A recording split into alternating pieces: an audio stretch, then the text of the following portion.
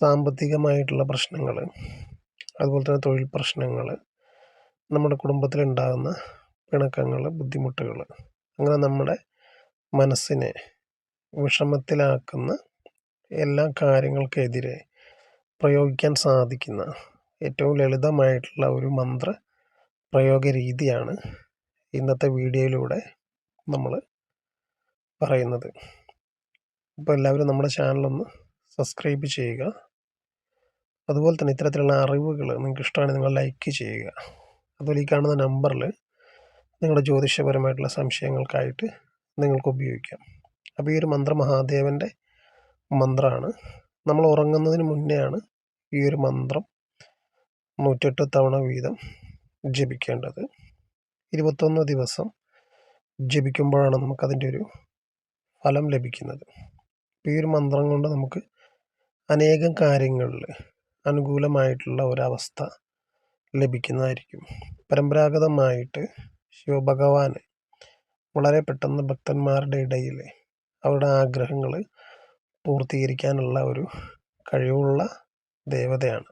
കൂവളത്തിൻ്റെ ഇലയോ അല്ലെങ്കിൽ ശംഖുപുഷ്പമോ മുന്നിൽ വെച്ചുകൊണ്ട് ഈ ഒരു മന്ത്രം ജപിക്കുകയാണെങ്കിൽ വളരെ വേഗം ആ ഒരു മന്ത്രത്തിൻ്റെ അല്ലെങ്കിൽ മന്ത്രജപത്തിന് ശേഷം നമ്മൾ പ്രാർത്ഥിച്ച ആ ഒരു ആഗ്രഹം നടന്ന് കിട്ടുന്നതായിരിക്കും.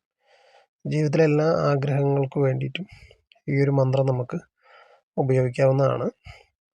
അപ്പോൾ എങ്ങനെയാണ് ആ ഒരു മന്ത്രം ജപിക്കുന്നത് നമുക്ക് നോക്കാം. ഓം ഹ്രീം ഐം ക്ലീം ശ്രീം ഹ്രൗം നമഃശിവായ. അപ്പോൾ ഈ ഒരു മന്ത്രം നമ്മൾ ജപിക്കുന്ന സമയത്ത് നമുക്ക് വ്രതചിട്ടകളൊന്നും തന്നെ ഇല്ല. അതുപോലെ തന്നെ ഇടയ്ക്ക് വെച്ച് മുടങ്ങിപ്പോയാലും നമുക്ക് ഭയക്കേണ്ട കാര്യങ്ങളൊന്നുമില്ല. നമ്മൾ 21 ദിവസം എപ്പോഴാണോ നമ്മൾ ജപിച്ച് തീർക്കുന്നത് അപ്പോഴേക്കും നമ്മുടെ ആഗ്രഹത്തിന് മേൽ നമുക്കൊരു അനുകൂലമായിട്ടുള്ള സാഹചര്യം വരുന്നതാണ്.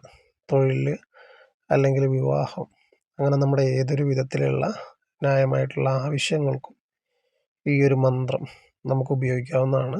അതോടൊപ്പം ഇതൊരു വശീകരണ ശേഷിയുള്ള ഒരു മന്ത്രം കൂടിയാണ്. വശീകരണ കാര്യങ്ങളും കൂടി ഈ ഒരു മന്ത്രത്തിൽ സാധ്യമാകുന്നതാണ്. വശീകരണം എന്ന് വെച്ച് കഴിഞ്ഞാൽ തെറ്റായിട്ടുള്ള രീതിയിലുള്ള വശീകരണമല്ല, അട്രാക്ഷനാണ്. നമുക്ക് വേണ്ടുന്ന കാര്യങ്ങളൊക്കെ നമ്മളിലേക്ക് ആകർഷിച്ച് കൊണ്ടുവരാനുള്ള ഒരു പവർ, അതാണ് ഉദ്ദേശിക്കുന്നത്. അപ്പോൾ ഏവർക്കും ഇന്നത്തെ മന്ത്രത്തെ പറ്റിയിട്ട് മനസ്സിലായെന്ന് വിശ്വസിക്കുന്നു.